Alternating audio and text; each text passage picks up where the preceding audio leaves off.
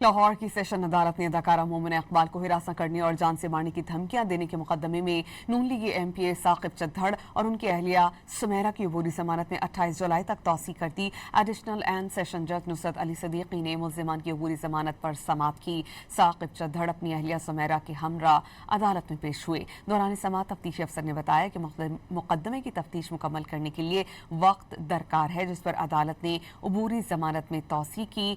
NCCIA ने अदाकारा मोमिना इकबाल की मुद्दत में मुकदमा दर्ज कर रखा है।